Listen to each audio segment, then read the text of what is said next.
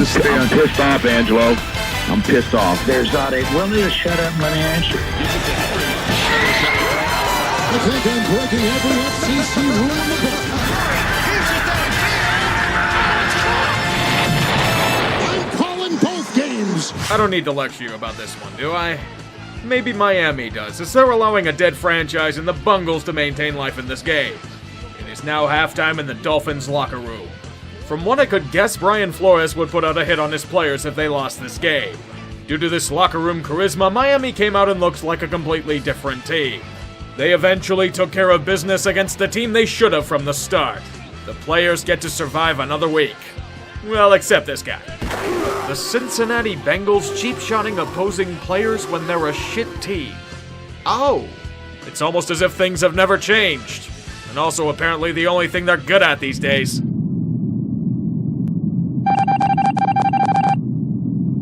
The only reasoning I have for Tennessee looking as bad as they did in the first half?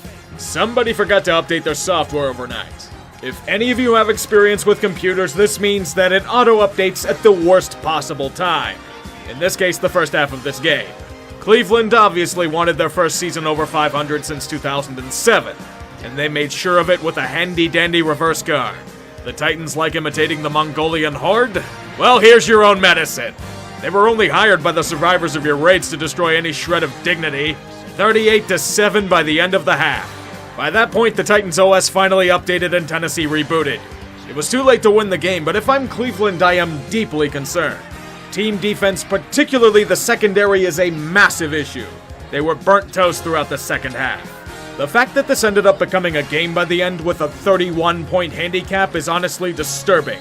I'd honestly call it praising with faint dams. The Browns are a good team, but will it be enough to win a playoff game? We have witnessed a miracle, ladies and gentlemen. Mormon Tebow, Taysom Hill himself, has thrown touchdowns at the NFL level. His first passing TD since November 2016. It's against Atlanta, yes, but this is a moment for celebration, not mockery. That part goes to the Saints refusing to finish off their prey when they have the opportunities to. And with an offense like the Falcons, you can't give them any slack. They're desperate to salvage anything they can from this disappointing season, and beating a rival is such a moment. So like New Orleans has done for most of the year, they'll do just enough to escape the clutches of defeat. And this time it's team defense holding the fort. I have severe doubts about them at the next level, but they're still winning. So I guess I'll have to drink the Kool-Aid from a bar on bourbon for this week. Welcome to the playoffs.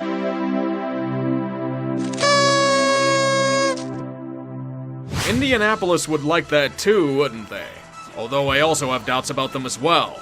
The problem isn't with the team itself, it's well-rounded and plays hard. It's a quarterback. Phillip Rivers has been dealing with a nagging foot injury that could have an impact in the future. I'd honestly argue the more important issue facing them right now is Houston. The Texans may be all but out of the running, but they still have talent. They're riding a winning streak and eager to play spoiler. The early offensive volleys would be replaced by an eerie silence. Indy may have a slight advantage, but it's uneasy.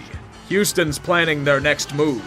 They know it. All they can do is be vigilant. It's a stalemate. A tension of groups eager to gain either traction or hope. The Texans charge into no man's land. They're led by Deshaun Watson.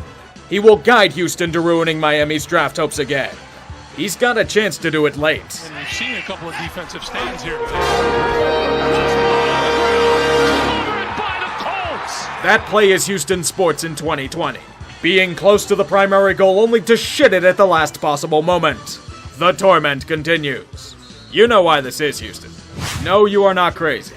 The Chicago Bears have lost their minds. They are starting Trubisky in a football game again. Although in this case I could argue it's due to advanced analytics. Detroit has never been able to beat him. Week 1, you remember that game? That and a Foles injury is why he's getting the nod. You can see why early on. The Bears finally seem to be gaining some life. To be fair, the Lions' defense is awful against the run, pass, and decency, but it's needed. Even with Nagy trying his hardest to stat pad Mitch's numbers, things are looking good for Chicago. Despite Matt Stafford slinging it like he does best, they continually maintain a 2-score lead. Then you get to the uneasy reality of life. This Bear team is moldy and decaying. When they require the offense to maintain possession, they have Trubisky. When they need the defense to bail them out, they channel Trubisky.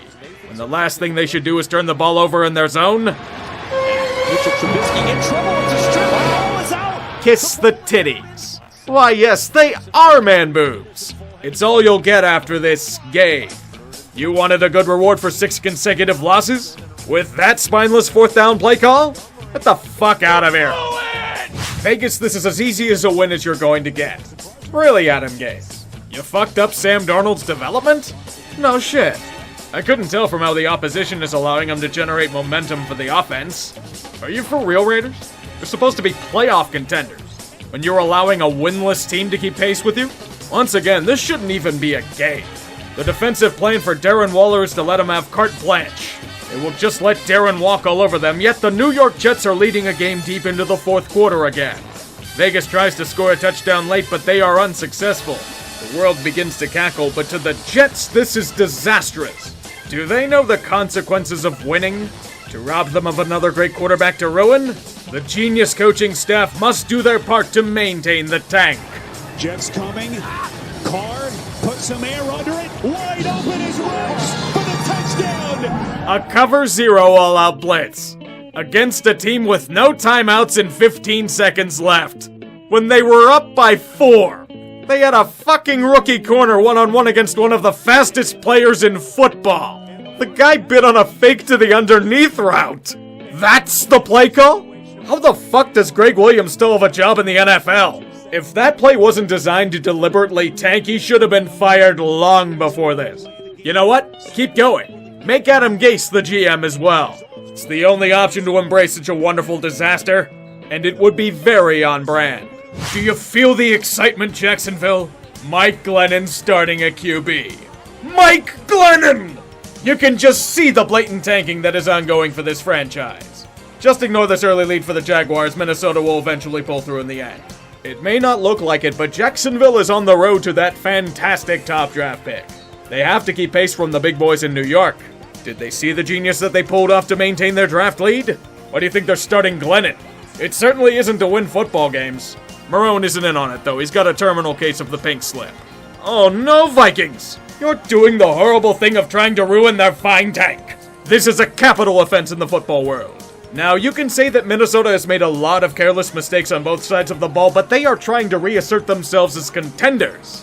The Jags tied the game late in the 4th. Are you going to do anything about it? Besides miss more field goals? At least you have overtime and Mike Glennon to salvage the day. It may have been ugly as fuck and you'd have gotten your shit wrecked in by a real opponent, but the Vikings get back to 500. There is life again. If it's for the best interests of the team, I honestly don't know. Once a Lolcow, always a Lolcow. The Chargers are pain incarnate, but it's hilarious to laugh at. You know why? Because fuck them. Not the players, the organization itself. Only an inept team like the Chargers can consistently bring about some of the worst special teams play we can see. The only special they should be serving are 2-for-4 deals at a fast food joint. They are the William Hung of special teams. Untalented, incompetent, and people only watch to see how horrible it truly is. And by God is it bad. As he gets ripped to shred by defensive scheming, Justin Herbert only wishes he was drafted lower to escape this hell. But you look at that. It's another season wasted from total failure in all aspects. Newsflash, Chargers, LA still isn't going to give a fuck about you.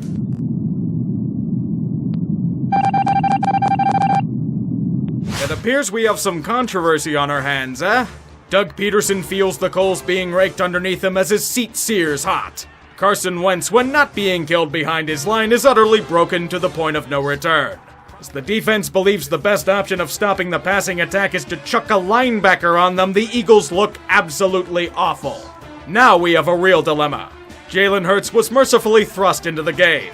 Surprisingly, it was for more than 2 plays. He managed to throw a few deep passes accurately, and now I expect him to get the Nick Foles treatment for the next 4 years. Just ignore the shitty coaching and bad defense, and they may have a shot. Okay, that's not happening. The Packers are 9-3 and are all but a shoo-in to win the NFC North. Sounds about right. This game is pretty crucial to the future of the NFC West. Arizona may be on a bit of a skid, but they will be eager to punch the Rams in the mouth like a certain other team did last week. For LA, they took heed of this warning. They implanted a titanium jaw to invert the damage. No matter what the Cardinals did, their opponent was always one step ahead. It might be a good showering off for LA, but for Arizona, they might be in some trouble. Not just from losing 3 of their last 4, but from the sheer inconsistency of the team from week to week. Kyler goes from dominant to iffy, the defense can impose or implode, the offense itself isn't enough to overcome it. Not with pick sixes to seal the game. Arizona now gets a dogfight for the final playoff spot, and the Rams will get to see what happens in Seattle. Well, this should be fun. The Seahawks may have terrible defense, but they should be able to stand up against a Giants team with the 31st ranked offense in the league. I'm sure this will be easy pickings for the red-hot Russell Wilson, my hero. You fumbled the snap? Well, in a competitive game against a real team, I'd be worried about these kinds of costly mistakes, but this is the Giants we're talking about. I'm sure it won't be a big deal. It was. Little did I realize the Seahawks offense would produce little more than wet farts, and the defense made the Giants' run game look like they could be a playoff contender. It pains me to say that Russell Wilson looked like an amateur. He made tons of risky throws, took big sacks, and didn't establish much rhythm with the potent weapons on offense. The Giants didn't even have to try to win this game. And for them, I congratulate you on a well-deserved victory. You've earned the prestigious award of the top spot in the NFC East. Don't squander it. I can't start this segment without giving proper compliments to the Broncos defense. Despite having limitations and dealing with injuries all season, they played a damn good game. Against one of the best offenses in football, Denver did well containing the big plays and limiting them to field goals most of the time. It would be nice if the offense managed to help them out every once in a while. I'm mostly looking at a certain quarterback that returned to play this week. Mercy rules over, Broncos. Your offense was the main reason why victory was avoided. Relax, boys, it's not the plague. You can win more than once every few games. This one was certainly within reach. But if Kansas City is underrated at one thing, it's in possessing the ball at pivotal moments. Good luck trying to get time to mount a final assault. As you fail, the Chiefs get a ticket to the promised land.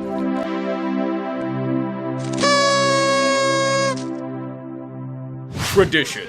It's something both teams have taken great pride in. The name Redacted has been stolen from them.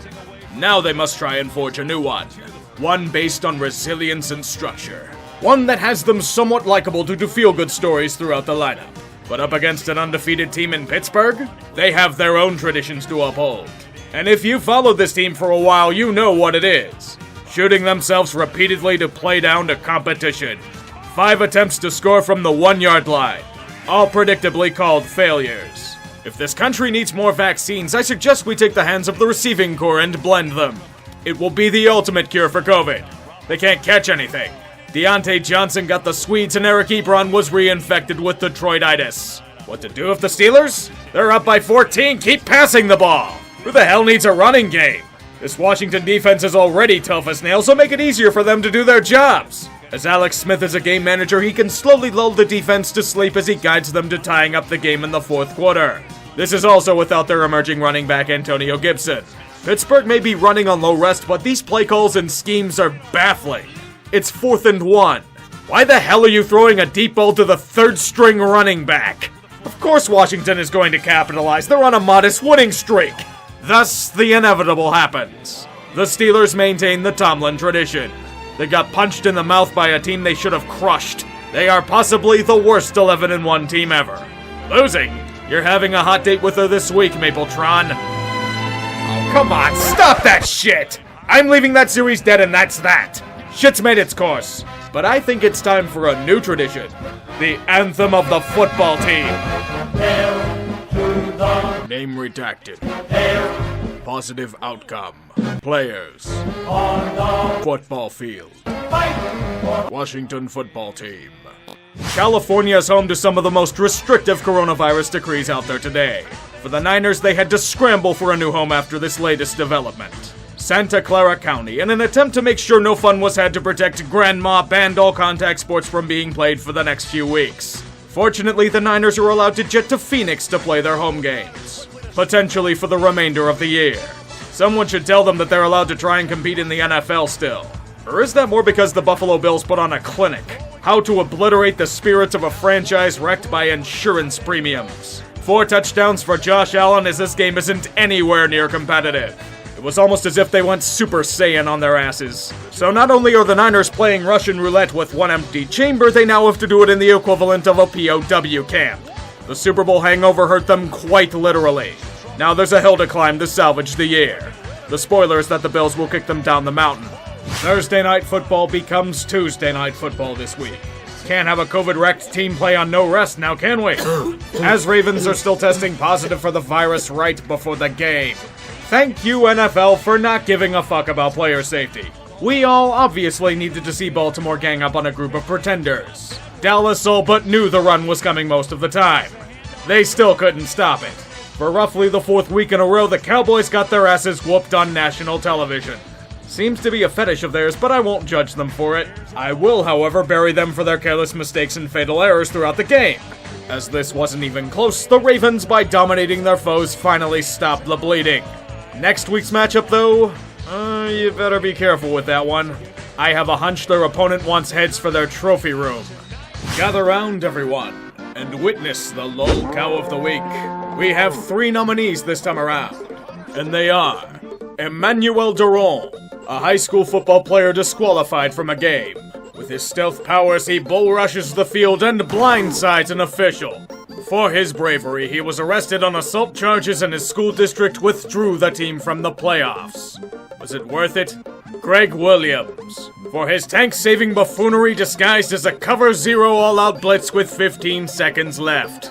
Sad part is that he probably wasn't even trying to tank. His play call was just trash. And the Chargers special teams unit. Oh, they're special, alright. Special needs. In all aspects, just outright incompetent against the Patriots. And they've been this way for many years. So in this case, this week's winner is none other than Greg Williams, the fantastical tank commander. He sacrificed himself to save the Jets' hopes of destroying another prospect. Well done, soldier. Now never come back to this league again. Blood for the blood god. Injuries for the injury god. Unit lost. Unit lost. Unit lost. Unit lost.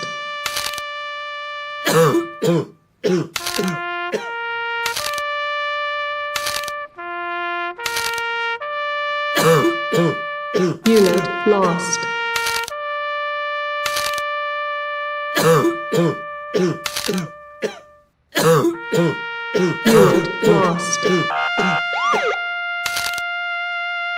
May these offerings appease the gods for another week. Amen. 2nd and 7.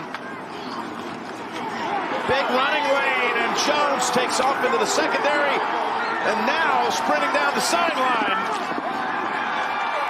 Wiggles past McLeod, and he's all the way to the end zone. Not to be denied.